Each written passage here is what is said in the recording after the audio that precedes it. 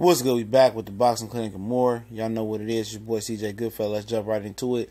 I'm going to link this interview in the description. Shout out to Vilified Media. I'll go over there and subscribe to the homie page. He had an interview on there with Hearn saying that basically, Deontay Wilder ain't being promoted right. And the reason why he couldn't get Joseph Parker and Vladimir Klitschko, to fight him because they didn't have enough funds. They didn't want to invest money into Wilder, and Wilder wasn't a draw in America. It says if he signs Deontay Wilder, he can make Wilder, bigger than life. I'm paraphrasing there.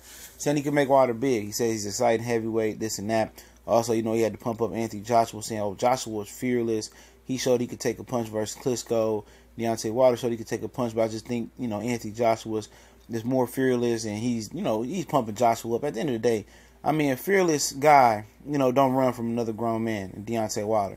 A fearless guy don't have a promoter, fighting his word of wars with Deontay Wilder. A fearless guy don't let they promoter, protect him. Eddie Hearn showed with Kell Brook before that, if, like I tell you guys, if a fighter really want to fight, they can make it happen until their promoter didn't want it to happen. And that's what Kell Brook did. He trumped Eddie Hearn word with the Errol Spence thing. He went on and fought Errol Spence. If Anthony Joshua really truly felt that Joseph Parker was a better fighter than Deontay Wilder or whatever, he felt that he could really beat Deontay Wilder, he never would have said 2019 or 2020 until he fight Wilder, period. All Eddie Hearn is doing the old Bob Arum, manipulating the media to buy his guys some more time. And you got guys that say, he only got 20 fights. I don't give a fuck. You are a champion. You fight all comers. But at the end of the day, Eddie Hearn wants to, keep it all in the house. That's why he signed Amir Khan to make a big fight with Kell Brook. He kept all the pros in his pocket. And he's trying to, leave, little mental nuggets inside Deontay Wilder head saying, I can make you bigger. I can give you this opportunity. You sign with me, you'll get the Anthony Joshua fight. Basically, that's what, that's the description right there. If you read between the lines, basically, you sign with me, you get the fight. It's the old Bob Arum thing. He's doing everything that Bob Arum used to do coming up, or still does. And, will Deontay Wilder fall for it and fall to his knees? And how bad do we want Anthony Joshua? We'll see. But we see, Eddie Hearn ain't doing shit with Danny Jacobs. He don't have a clue on how to promote Danny Jacobs. He don't have a clue. What he's going to do with Jarrell Fat Baby Miller? Shit. He don't have a clue on how to promote in America. He don't have a clue to probably how to promote, period. Without Anthony Joshua, he's nothing. Anthony Joshua is Matchroom. He talked about how Joshua had a couple more fights on this deal. We already knew that. His deal's supposed to be up this year. Talking about an announcement. Will come soon on the announcement. on the extension. But, this dude ain't no world-class promoter. He got a guy that got a country behind him in Anthony Joshua that anybody can promote. A blind man, a fat chick, a guy that don't never leave the basement knows how to promote Anthony Joshua. That ain't hard. What's hard is, building a fighter up in America, and making him a star, a black fighter. That's what's hard. He don't have a clue how to promote in America. And his daddy, Barry Hearn said that's the hardest market to crack.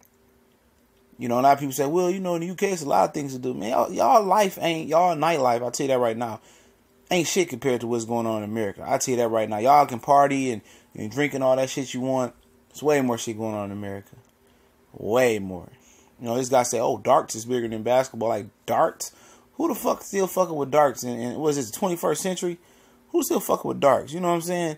You should just say that comment right there. I wouldn't have said no darts. You know what I'm saying? But like I said, this dude want to monopolize the game. He want to cover the board. He the guy in Monopoly who buys one of each motherfucking place just to do some dumb shit on the board and hold the game up. And that's what he doing. If Anthony Joshua was so fearless, come on, read between the lines, fellas and ladies. If Anthony Joshua was so fearless, you dig, okay?